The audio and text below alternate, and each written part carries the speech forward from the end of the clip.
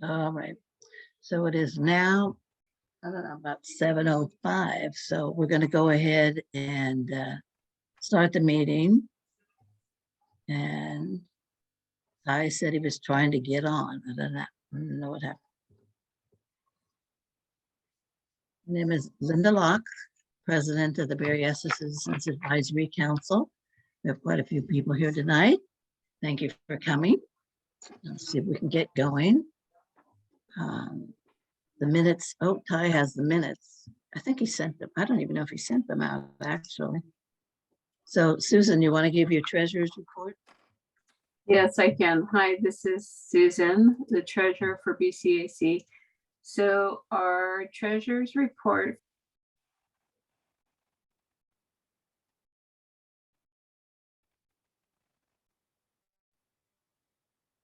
You muted, Susan. Darn it, I did all that for nothing, so I'm done. No. Let me see. Okay. So this is a September 2022 budget report. Hi, I'm Susan, the treasurer. The beginning balance September 1st, 2022 was $3,310.16. We had an income of $100 in membership due payments, $5 in a reimbursement of bank wire fees, and a reimbursement of $5,000 from the Not a Noble Charter. It was in advance for attorney fees. We had expenses of Zoom and website fees for December 2021 through April of 2022 in the amount of $126.30. And then we had a Not a Noble Charter attorney retainer deposit advance in the amount of $5,000 and a bank wire fee for the Not a Noble Fund transfer of $5. So our ending balance September 30th on 2022 was $3,283.86. Our City of San Jose District grant, District 4 grant, beginning balance was $10,000, and that remains the same, $10,000. The City of San Jose Cycle 4 grant, the beginning balance on September 1st was $5,000, and that remains at $5,000. Then we have our final account that we're reporting on, the Not a Noble Charter, had a beginning balance September 29th, 2022 of $20,102.16.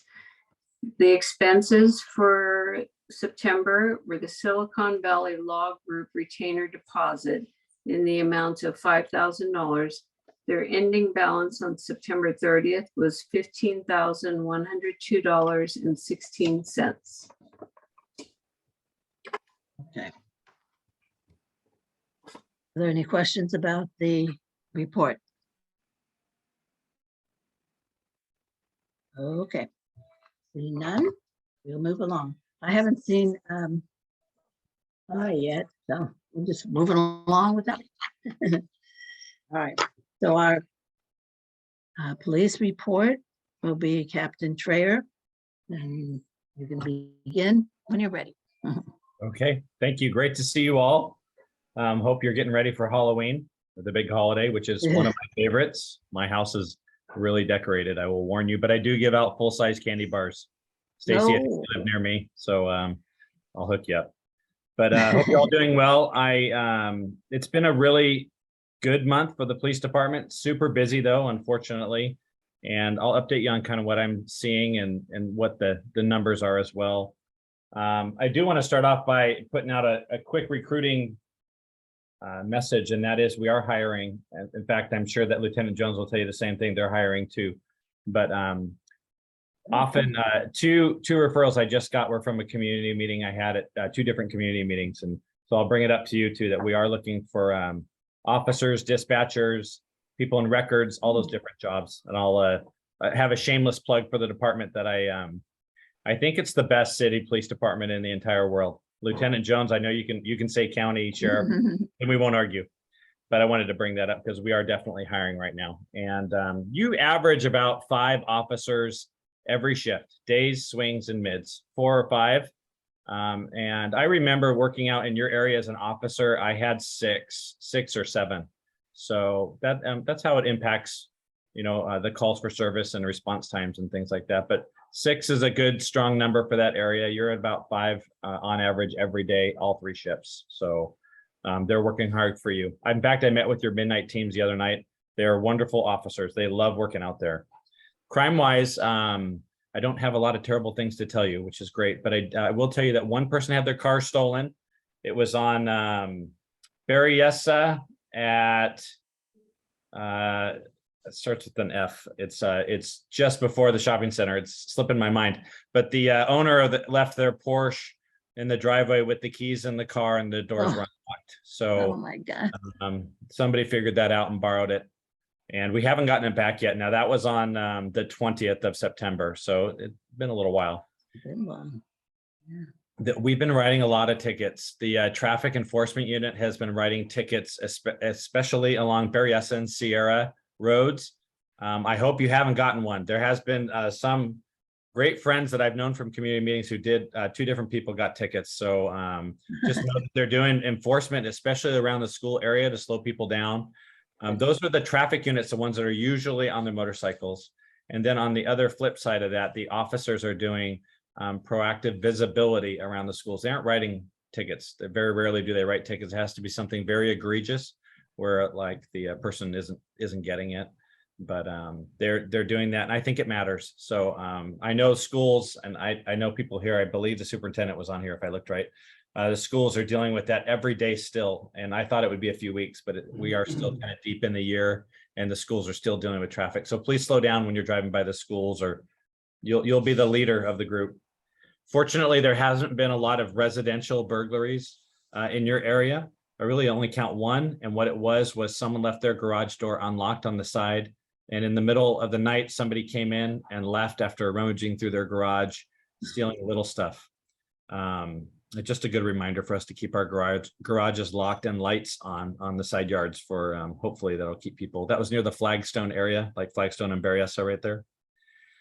The burglary that I guess bugs me the most is the courtyard for the school district was hit on Piedmont at Penitentia, and their truck was stolen, their gear was stolen. We did get the truck back. I got a little tip on where it might be, and the truck was where we ended up thinking it might be, and they're actively working the investigation right now. But that's a big impact because that just takes away from our kids, which is not great. So the detectives in the burglary unit are working on that, and that's just one of multiple schools that have been hit or warehouses that have been hit.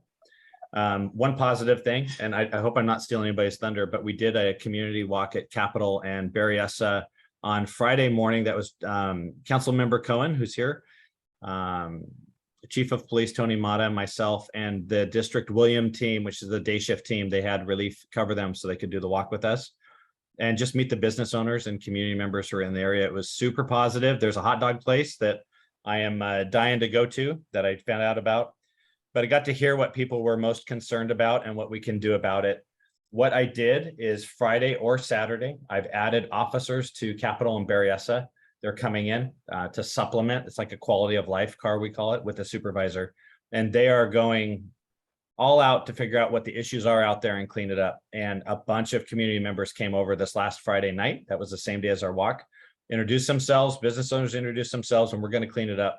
I'm also going to work with the landowners to power wash the place, right? That if you walk through there, you can smell urine and stuff like that. So it's a great time to kind of revitalize that area, and we'll do the best we can to help them do that. I think I'm going to cut it short right there and see if there was anything, any questions or incidents. There was one shooting. It's under investigation. It's right at Berryessa and White. It was a neighborhood there, and it's under investigation. I'll leave it at that, other than to tell you that there was a homeowner that came out and was trying to protect his property, and he elected to use a firearm. And those are big decisions, right? If you have a gun and you're going to pull your gun out to protect what you think is your property, you have to be trained up and make sure you're doing it for the right reasons. So that's under investigation by the department. I don't know if that goes out on, I'm not on your next door, but that is one pretty big incident. The officers were all up there last week deciphering that whole thing. Thank you, Linda. All right, great. Thank you. Sounds pretty good. Thanks for your hard work out there. I think people like to see you and be able to talk to you. That's why it's nice to have you even at these meetings too, so they feel more comfortable. All right, our sheriff's report, Lieutenant Jeremy Jones. Hello, everybody. Sorry about that. Today's actually my day off, but I know it's important to get to these meetings. We missed it last month because just like Captain Traer said, we are busy. And again, we are short-staffed as everybody in the country is. It's just not an anomaly with us, but it's with every police agency and every restaurant you kind of see. It's just bear with us. We're looking for workers. We're looking for help. So that's one of the things. And to our credit, we have managers, myself, it's even working mandatory overtime to try to help out. So with that being said, for our staffing, all the way from Milpitas, Calaveras, all the way down to Quimby and kind of Bailey area is our east side. And we run with 3. So we run with 3 deputies for that whole entire jurisdiction. And a lot of times when we get COVID calls, sick calls, people go out on injuries, sometimes we run with 2.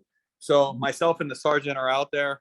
I put a challenge out, and Miss Fuentes is on here, as you would really like. I put a challenge out to our deputies to make contact with a new student and just talk to them, get to know them, kind of bridge that gap. I know San Jose is doing excellent work with the traffic enforcement and trying to keep people safe, our pedestrians.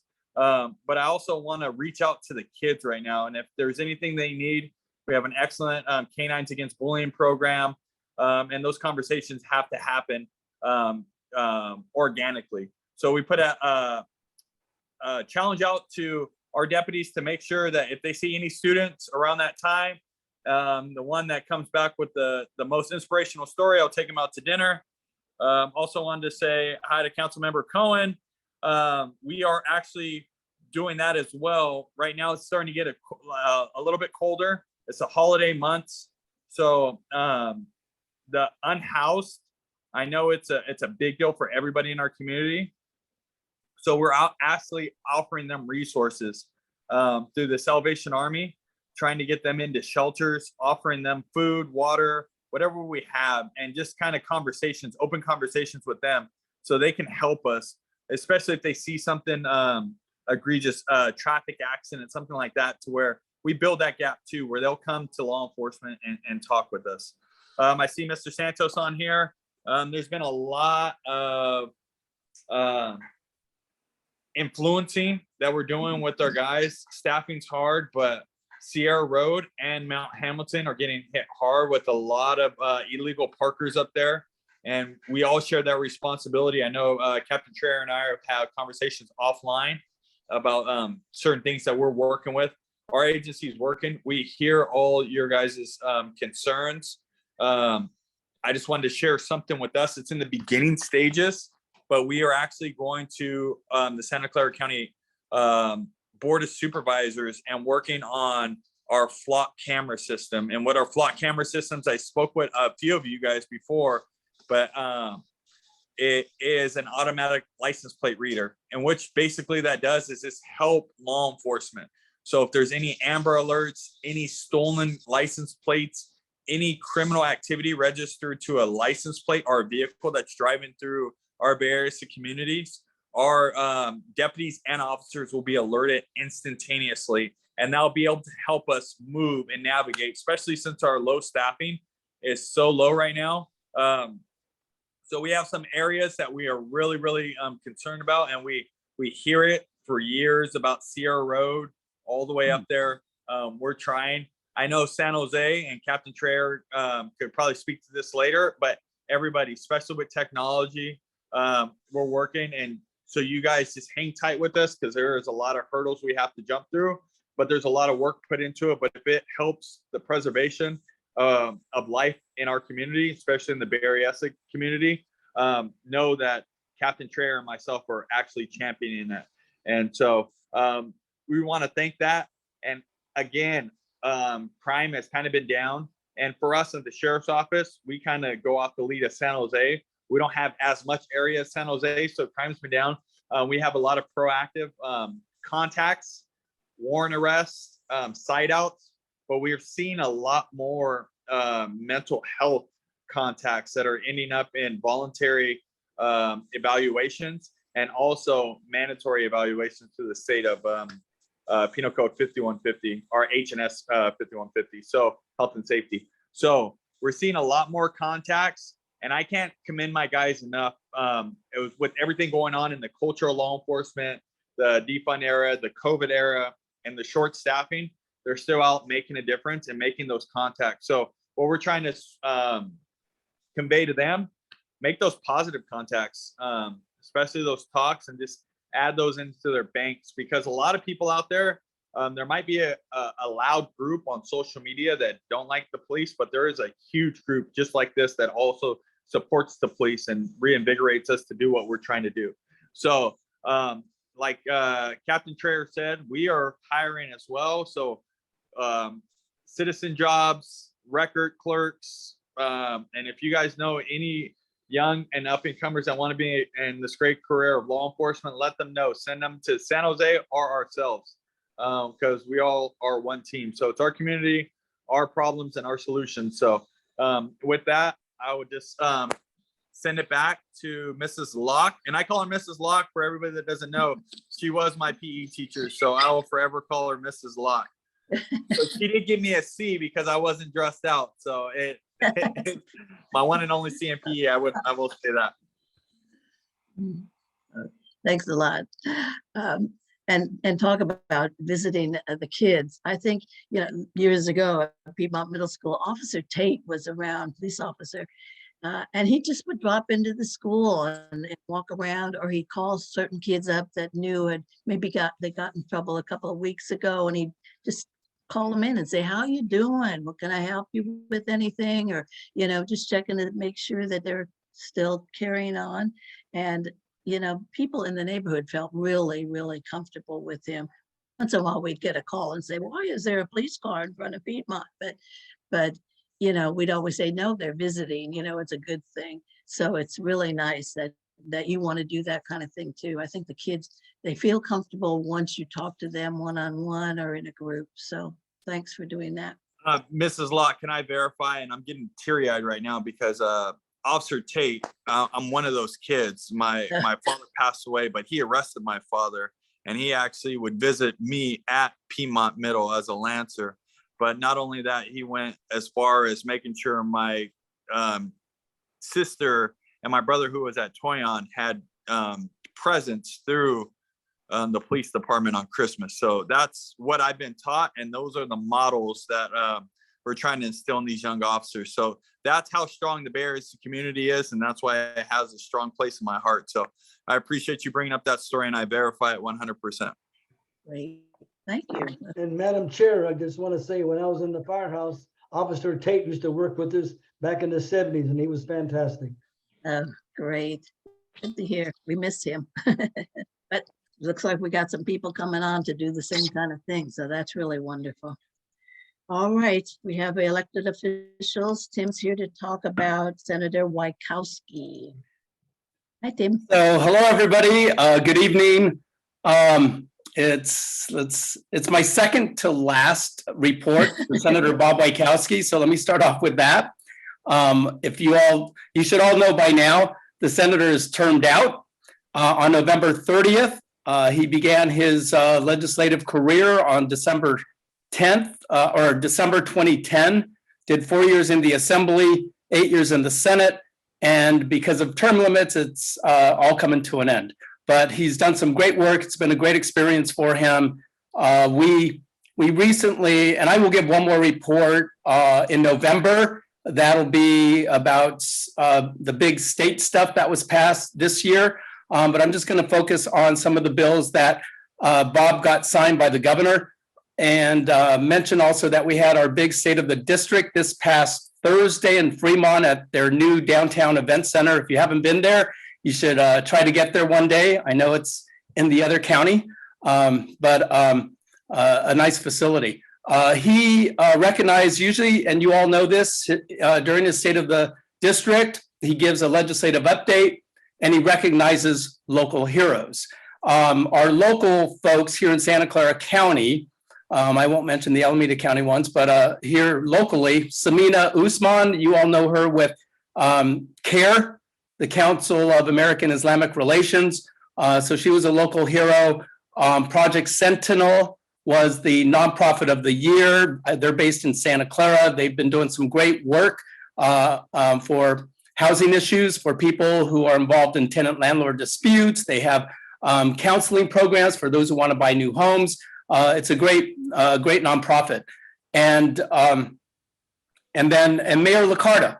So, you know, we never have given, Bob has never given legacy awards, but this time he decided to do so for 7 outgoing elected officials.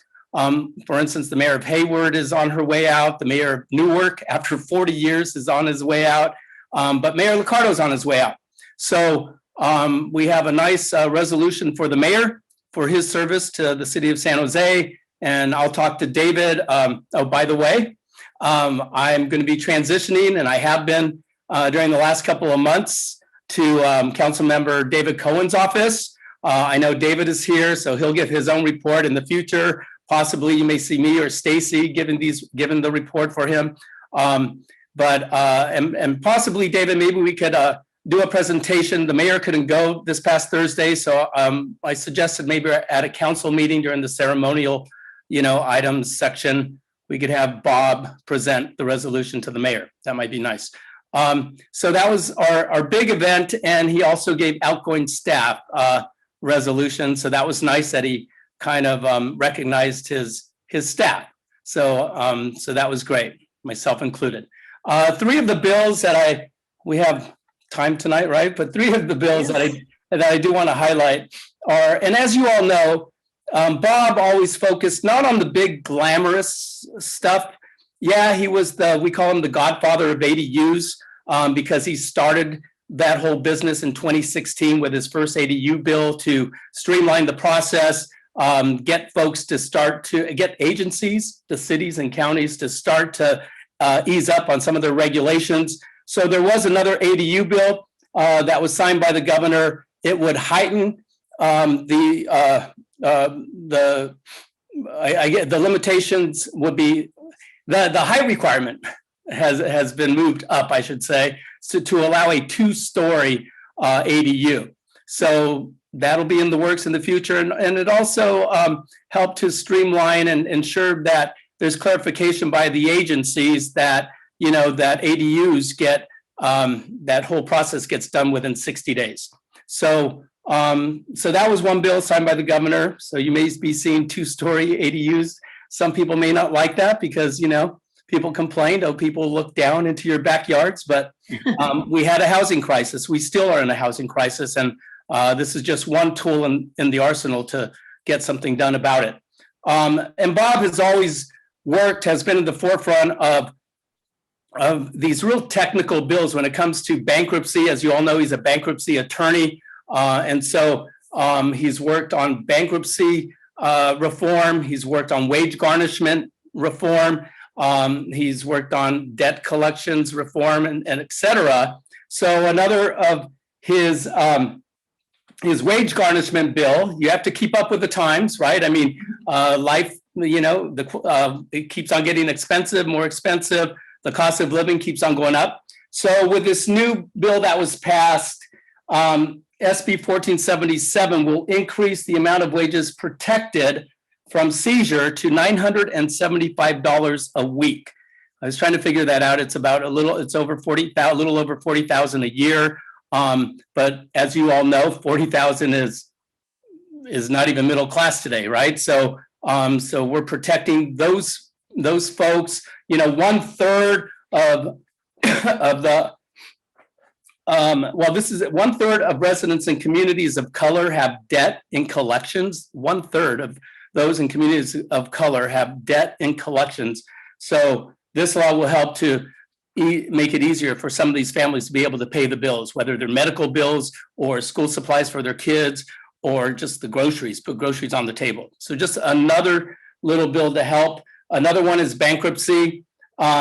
This will ensure that if you're a disabled person who modified your car, that you can keep your car when you go to bankruptcy and they're not going to be taking that car away from you. That's one. The other, where there's no homes involved, an individual person who has an estranged spouse can now be able to go and get a go to bankruptcy court and without the spouse's permission. I never knew you all, do you have to, I'm not married, so I guess, you know, you have to, when you go to bankruptcy courts, you have to get permission from your spouse. So this will no longer be the case when you file a Chapter 7 bankruptcy here in California. So you don't have to seek permission any longer from your spouse. Also, when it comes to employment law, if you're awarded money for racial discrimination or for retaliation or sexual harassment, that money will go to the debtor. You get to keep that. You get to keep that money. So there's exemptions. There's a whole exemption schedule, and Bob has been very helpful over the 12 years to increase some of these exemptions and make them more fair for working class, middle class families. So bankruptcy, wage garnishment, and ADUs, those were kind of at the forefront. A couple of bills were vetoed by the governor. Every now and then, Bob has a great, you know, he has a good idea. You know, we use those propane cylinders, and they're single-use propane cylinders. Well, he had a bill that would transition out of that so that we would have fillables. And then, you know, but the governor vetoed that because of the industry. So I think there's only one or two companies that actually deal with single-use propane cylinders. And I think they didn't like that idea that, oh, you're going to get rid of our single-use, you know, one, what is it? One, I forget. Anyway, the single-use propane cylinder, and the governor vetoed that. The governor vetoed in his in-vehicle camera bill, which would have prohibited video recordings made of the interior of your car. If you had a vehicle in your car, many new cars come equipped with a camera, and so Bob was going to he sponsored this bill to prevent the use of those recordings for advertising, for sharing with third parties, or without the use of your consent. The governor vetoed that bill. So those are just some of the things that he worked on in this last legislative year. Yeah, I will, like I said, I will give one last update on next November, just talk about the state. You know, the state legislature, you're one of 40 in the Senate, you're one of 80 in the Assembly.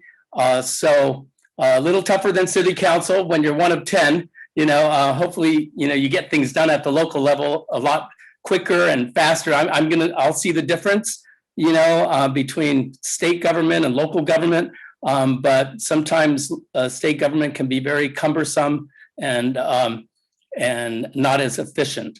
But we'll see. Anyway, so that's what I have for you, and I will see you hopefully next November in person.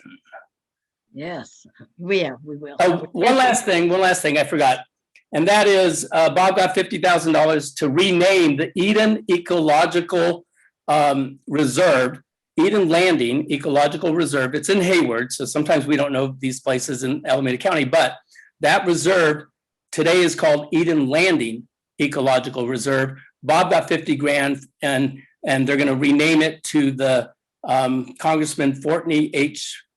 Pete Stark Ecological Reserve. So in honor of Congressman Pete Stark, there will be a renaming, and that's the senator's last big event. October 27th, when they unveiled the sign. Yeah. Okay, thank you, sir. Thank you. All right. Jariah is here to speak regarding Assembly Member Alex Lee. Hi everyone. I hope everyone's having a good Monday. So I also have a little update for you all. So as Tim was kind of mentioning earlier, we wrapped our legislative session and Assemblymember Lee was able to pass or to get 10 bills signed by the governor. So 10 out of 11 bills. So we're really happy about that. I just wanted to highlight a couple. So one of them is AB 2949, and that exempts veterans from paying tolls on the bridge and roads. And that was actually a bill idea from one of our constituents in Fremont. And AB 2164, and this was actually pushed along by the city of San Jose as well. And this is increasing ADA compliance and disability access. So it essentially helps increase compliance with accessibility laws by allowing small businesses to access funds or for accessibility related improvements. And so if they have some sort of ADA problem with their business, you know, they can access funds to be able to fix that if they need to get a ramp or something like that. And we hosted a Latino Heritage Month event last month where we honored 6 honorees, including Taqueria Las Vegas and Milpitas, and that we also called them the Business of the Year. And we also highlighted 3 educators, one of them being Miss Alvarez from Independence High School, and she's been teaching Spanish at Eastside Union High School District for the past 20 years. So just wanted to highlight her. And to kind of round off the accomplishments for this past year, Assemblymember Lee was actually able to secure $32 million in funding for our district. And this is the most that our district has seen in the state assembly. So we're really proud of that. And 10 million of that is actually going to help our very own Piedmont Middle School. So we're really excited. The 10 million is going to go towards building the Piedmont Middle School's gym and update the windows on the multi-purpose room. So we're really excited and happy that we were able to bring that back to the district. And then a couple of last things. On Wednesday, October 12th, we're having, 2 days from now, we're having office hours. So if you have any ideas or bill ideas or any grievances or any concerns you wanted to talk about with the assembly member, we're hosting that online on Zoom at 6 p.m. So just if you're able to come, we would love for you to join. And like I mentioned earlier, our bill regarding veterans was an idea from a constituent. So if you have a really good idea, we might be able to get that to be signed by the governor. So that's really exciting. And on November 1st, which is a month from now, we're actually collaborating with the California Student Aid Commission, CalSOAP San Jose, and Senator Wachowski's office too. 4 p.m., we're hosting a Cash for College webinar, and we're essentially talking about how students, so high school students, so if you have any students who's a senior who's applying for college and they need help with their financial aid, we're going to be hosting a webinar, and we're going to have presenters talk about what grants, scholarships, things that are available and how to navigate financial aid, how to apply. And you can RSVP on our website. I'll drop the links in a moment. But yeah, that's essentially our update. Very nice. Very good. Thank you so much. Okay. Is anyone here from Supervisor Otto Lee? I don't think I got a hold of him. Okay. Councilman David Cohen, you're giving your own report, sir? Yes, good evening, everyone. It's good to see you, and it's been a long time since I've been able to give an update. So I have a lot of news, past and future, to share with you. We've had a lot going on in our district since the new fiscal year started. Several policy initiatives. One is that we were involved in writing a memo that got adopted by the Rules Committee to investigate ways to increase our police staffing, using excess overtime funding to add more full-time officers. We're hoping that will lead to more rapidly getting where we need to be in the city of San Jose. On Earth Day in the spring, we launched our 1,000 Trees initiative in District 4. We've received financial contributions from both Bloom Energy and Microsoft to help us plant trees. We're going to be planting trees at all the schools in District 4, and we work with the school districts. We're also working with our Parks Department to plant trees in parks. We're also trying to get ideas from residents and businesses for other locations for tree plantings. We are moving ahead with our plans to electrify San Jose and get to carbon neutrality by 2030. We hired a great facilitating company to help us evaluate the needs and what it's going to take to get there, and how we can bring in funds to help people make that transition. This week, we are working on a policy memo to focus on improving pedestrian safety near our schools. Just last week, we were at Cherrywood for our Viva Escuela event, where we highlighted the importance of walking to school and talked about being safe. We're also working with Captain Trayer to increase patrols in the morning and afternoon near schools to try to make sure people drive safely. And our memo will include trying to improve crosswalks and other safety devices and increase crossing guard and police coverage at schools and make sure that we have safe routes to school. On homelessness, we successfully defeated the plans to build an emergency interim housing site in the Noble neighborhood. We're now working with staff on narrowing down the list of other alternatives and finding the best location for a site in our district. Our assistant council member, Omar Passons, is back in town, and we'll start having community meetings soon on possible sites. But more importantly for our district, I'm pushing to accelerate the opening of a safe RV parking site because we have a large issue with RVs parked throughout our district where people are living, and we want to create safe spaces for them that'll be away from our businesses and residences. On the economic development front, all of the stores at the Market Park Shopping Center by the flea market are leased. I'm excited that Firehouse Subs opens this week on Wednesday. If you go by there, you'll also see that the new Dunkin' is complete in terms of construction, waiting for the final permits, and will be opening soon.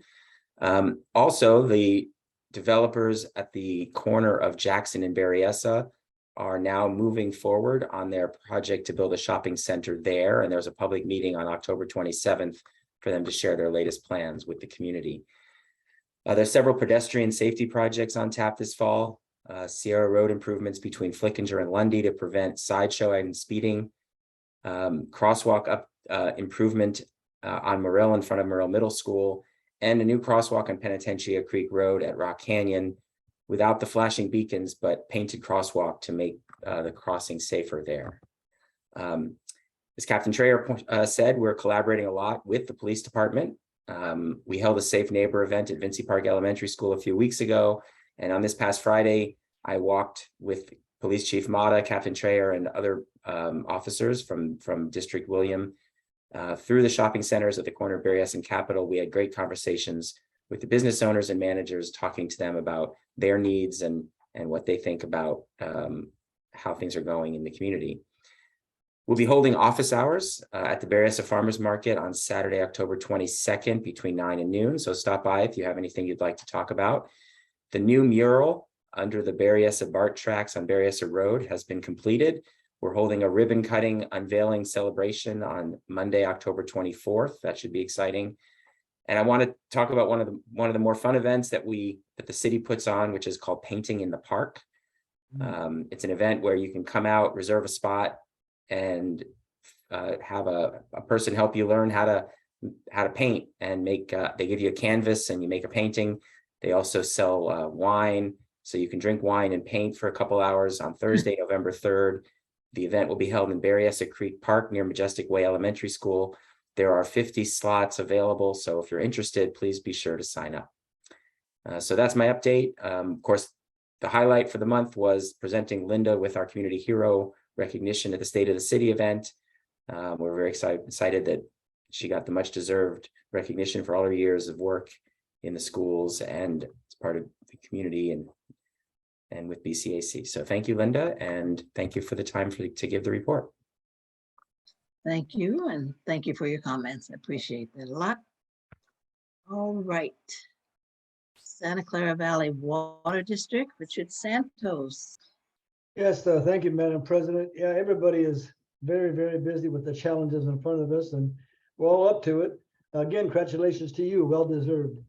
Thank you. We talk about water use, and it's 2 days a week, but it's not about the 2 days a week. It's how much you use water during those 2 days. And that's the biggest issue. People have to cut down.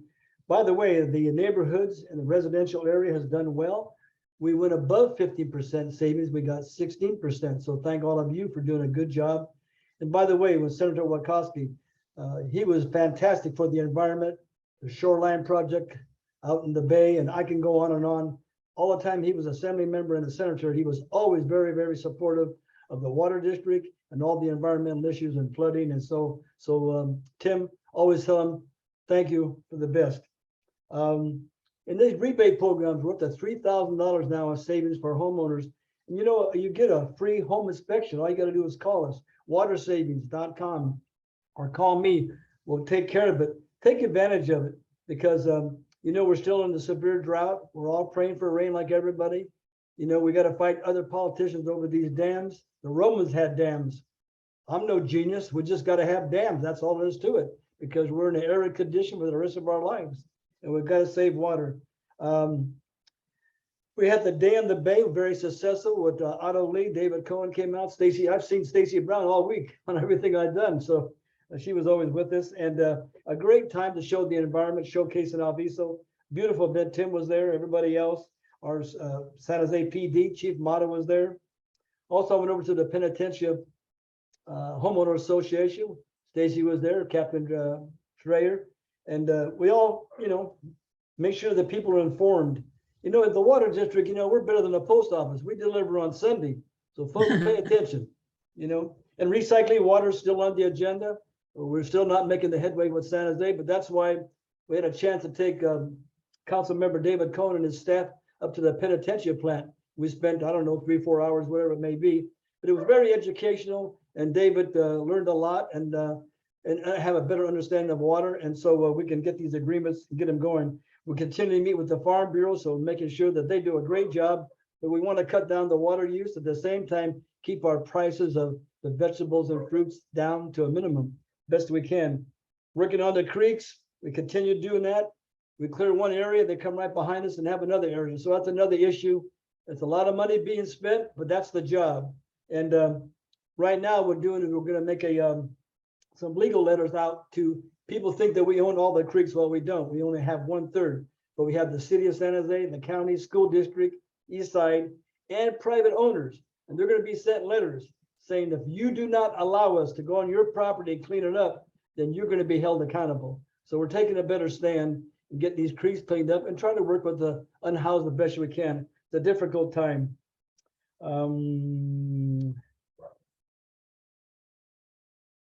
With that, I think that's about it. And again, please, everybody, continue doing, use water wisely. It's a thing to do. We want to know, you know, I always tell everybody, I got mine, but I want to make sure your grandkids and grandchildren, everybody's got theirs, and we've got to do these things. So with that, thank you very much. Thanks, Dick. Appreciate all the reports on that. Berryessa School District Superintendent, Dr. Roxanne Fuentes. Good evening, everyone. It's a pleasure to be here with all of you. And first, I just again would like to reiterate our thanks to all of our community partners here who've been very invested in our students and our schools and have been wonderful advocates for the work that we're trying to do for our students. As Dr. Cohen mentioned, we had a very successful Viva Escuela event at Cherrywood. It really was a phenomenal opportunity. The block across Cherrywood, the front block, was closed down so there could be a mini festival while the children and families were walking their way to school. It was a great way to have all of the services highlighted across the city. We had not only the Parks and Rec were there, but we also had San Jose Library. We also had Santa Clara County Parks and Rec, who was very exciting with snakes for students to see and visit. So, but more importantly, just encouraging everyone to have a healthy lifestyle, and it'll kick off our pledge to encourage our students to walk to school every Wednesday and be sure that, you know, they have a safe route to school. So we appreciate Captain Schreier being out there and making sure we have safe crosswalks and crossing guards to support our students and families. In addition, I'd like to also thank our Assembly member, Lee. We look forward to seeing him tomorrow evening at our school board meeting, where he'll be presenting our trustees with that $10 million state grant. It was quite an investment in our school district. We already had planned on identifying Piedmont Middle School Gym as one of our Measure U bond projects. So we're really excited to get this gift from from the state, which will not only address the construction for the new gym, but also, as Jariah had mentioned, it'll also take care of window replacement for the entire school, which was not part of phase 1 of this program. What this $10 million will allow us to do is now go back to projects that were deemed for phase 2, phase 3, and bump them into our phase 1. So really excited about that opportunity. And I know that new gym is going to be incredible for the students over at Piedmont Middle School. It'll provide them a space to have official games. Right now, their current multi-purpose room is not the official size for basketball and things as such. So they tend to go over to the BYC for those games. So it'll be great for them to have their own gym and their own space for competition. In addition, I'd like to share, this month, it's been great just having all of our families back on campus, and our schools are once again very alive with activity. We finished our back to school nights, but now we've gone into the fall. And so we have family fun nights happening on Friday nights, movie nights. We have the fall festivals occurring, and certainly with Halloween around the corner, there'll be lots of trunk or treating and costume contest again. So really looking forward to all of that fun. Several of our schools have been having special events celebrating Hispanic Heritage Month. Just today, I was over at Ruskin Elementary School, where the PTA brought in mariachi tapatio and folclórico Los Lareles that performed for the students. They explained all of the mariachi instruments to them and taught them a few dance steps in folclórico. So it was a wonderful, wonderful event. Also, I'd like to share with everyone, we continue to provide service in the area of COVID. So we do have another vaccination clinic that's going to be coming up. It's going to be on Saturday, November 5th. From 9 to 11 a.m. at Piedmont Middle School. They will be offering the most recent booster for the most recent variant. So if you've not had the opportunity to get that booster, come on out. That will be available, as well as anyone interested in the initial dosages for vaccination. It's for age 3 and up. In addition to that, we've had a new partner that we are working with called Campus Clinic, and we're bringing on-site testing to the district office. Actually, they started today. And one thing I'd like to share with all of you is in the past, our COVID testing opportunities have been limited to our students and our staff. For the Campus Clinic partnership at the district office, we're expanding that testing service to the entire community. So it is free testing opportunity. It's Monday through Friday from 7:30 a.m. to 4 p.m. So anyone that's interested in getting COVID tested, feel free to come on over to our DO and we'll be happy to service you there.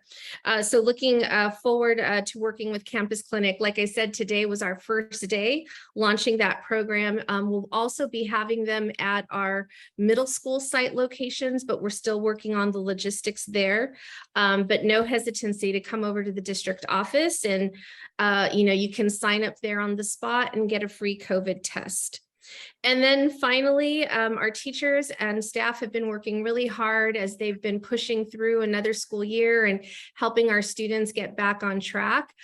We have a professional development day coming up for our staff at the beginning of November. One of the things we did last spring was we did adopt new science curriculum for our elementary students. So that's been the focus for professional development since August for our teachers. We purchased a FOSS science curriculum, which is very hands-on and engaging. It's bringing in all the mathematical and engineering practices to science. So it's very, lots and lots of experiments. It's been great seeing the kids do their hypotheses on their shadows and other different things in the classroom. There's lots and lots of realia that the teachers can use to demonstrate all of the different science concepts for the students. So that is the work. work that the teachers are engaging in, and that'll be the main topic for the elementary PD. And then our middle school students will continue to focus on helping our young teens, our preteens, feel, comfortable in school. So we'll be doing more social emotional learning support and focusing on our English learners to help build their language proficiency skills. So quite a bit going on in the school district right now. Thank you very much. Wow, there is a lot going on.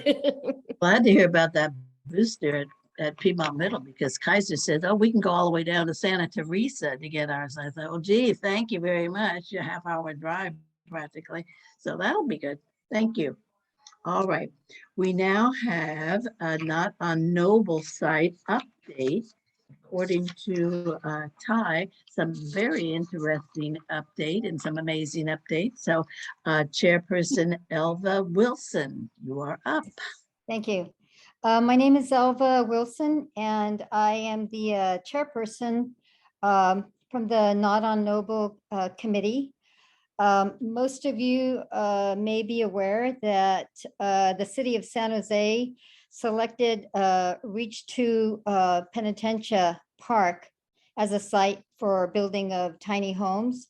And there was a significant opposition, very well organized, against that plan to build the tiny homes, the interim housing, emergency interim housing.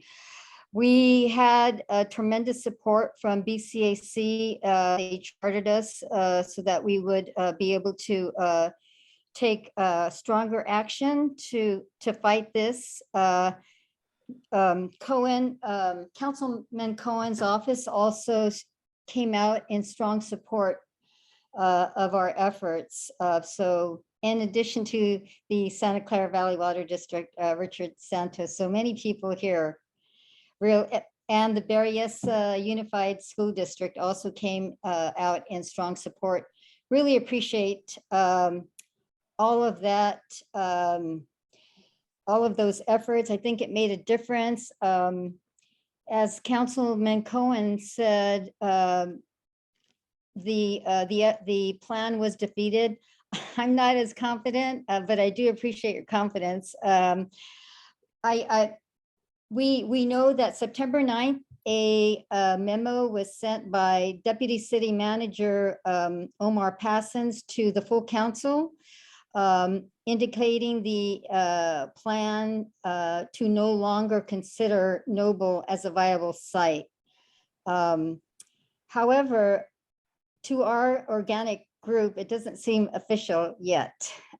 The plan, according to the September 9th memo, the plan is to officially notify the council that his office is no longer recommending Noble as a site at the meeting of full council, I think, meeting of November 29th. So I think once that day comes and goes and Noble is officially taken off the site, I think we're going to breathe a little bit easier, but that is the target date in our mind. And another priority of our group is to protect the site forever. As some of you know who've been in this community for some time, we went through this in 2017. Noble was targeted as a site for homeless housing, and there was opposition. It was taken off, and here we are again. So, getting the site removed this cycle is a priority for the Not on Noble group. But as much as important as that is, it's also very, very important for us to take whatever actions are necessary to protect the site forever. And I'm not sure what that's going to look like. Right now, we don't have confidence that we have any kind of assurance that it is protected in the future. I don't know if that's going to be a charter park status. I understand also from Cohen's office that the city of San Jose is undertaking a process to more formally identify chartered parks in the county. Apparently, right now, there isn't a list of charter parks, which is one of the reasons there have been attempts to build tiny homes on parkland. So we're looking very closely at that process. I believe it's going to happen sometime in 2023. Part of that process is that the Parks Department is going to better define parks, and then in that process identify which parklands in the city are parks. So that's about all that I have to report. We're very pleased with all the support that we've gotten from many people here. Thank you very much. Cohen's office, Water District, the school board, BCAC really stepped out in front, stepped up immediately, and we appreciate that. So I think it was a collective effort of many groups, many people here that helped us turn this around. But we aren't stopping. One other thought. I'm sorry to kind of go off a little bit. That's okay. I know that alternative sites have been identified. I know that they're going to be evaluated. What we hope is that an identification of a viable site for D4 removing a noble site definitively isn't contingent upon finding a viable site in D4. We want it off on the 29th. Yeah. And we want it protected in the future. Yeah. So that's it. That's all I have to report. Thank you so much, Elva. Sure. And Yeah. BCAC is certainly, we've seen this, well, I've been here for over 50 years. So, this is our home, this is our community, and it's nice to see how everybody's pulling together. It's amazing. all of us. Yeah. Yeah. It's really nice. And thanks to the Not on Noble group that really got organized and has done a whole lot of legwork for us. They couldn't attend today, but I mean, there are many people to thank. Susan Fell, Ty, but in our organic group, Robert and Sandra have been amazing. I'm not going to give their last names. I think everybody knows the Robert and Sandra couple, but they've just been fantastic and kind of a limitless energy. But thanks to all very much. That's it. Okay, boy, we got all through that. That's why it was nice to not have a guest speaker and worry about, not being able to get to them or giving them enough time. So we got a lot of good reports, a lot of interesting information. So I'm going to give some announcements. Our next general membership meeting should be it will be, unless some unknown happens, November 14th at 7 o'clock at the community center. This was something the city said we couldn't do because it was a federal holiday and they'd have to pay somebody overtime or whatever. So it's kind of sad. Next Wednesday, the mayoral forum at the community center, Wednesday, October 19 at 7 o'clock. And it's been confirmed. I've contacted both parties to make sure that because I had asked them like 2 months ago, I guess, but I was just making sure we were on their calendar. They've gone to a lot of the two candidates have done lots and lots of places and had lots of forums, but ours is a little different. I think we don't allow questions from the floor. So BCAC members, the Democratic Party, Penitentiary Neighborhood Group, and the Not on Noble Group, we will be asking you to submit questions to Susan, and then we have the steering committee select the questions so that it's in a much more orderly manner. I see a note from Ty saying somebody from Dave Cortez's office is here. Is that correct? Yes, Hello? hi. I have one short announcement. It's going to Oh, be really good. quick. Hi, everyone. Thank you for having me. First of all, I'm Stephanie. I'm from the Office of Senator Dave Cortese. Ty's correct. Our office, I want to invite you to our upcoming student debt webinar happening tomorrow, October 11th at noon. I know it's very late, it's a late notice, but I'm hoping that if you or any students or anyone that you know that might benefit from this webinar, to please let them know, make them aware of this webinar that's happening tomorrow at noon. And for those who are not able to make it live, it's also going to be live streamed, and I will be providing the link to that live stream or recording in the chat below in a few seconds. And also the center will be hosting our next virtual town hall Thursday, October 27th at 6 p.m. with the focus on CareCore and its impact on our mental health, our community's mental health crisis. I will also be providing the link to both of those meetings in the chat in a few seconds, and that will also be recorded if you're not able to make it during that time on either tomorrow for the student debt webinar at noon or Thursday, October 27th at 6 p.m. I will be providing those links in a few seconds. If you have any questions, you can let me know. I will be providing my contact information in the chat as well. Thank you. Great. I'm so glad you're here. I'm sorry I didn't catch you right away. Didn't know you were here.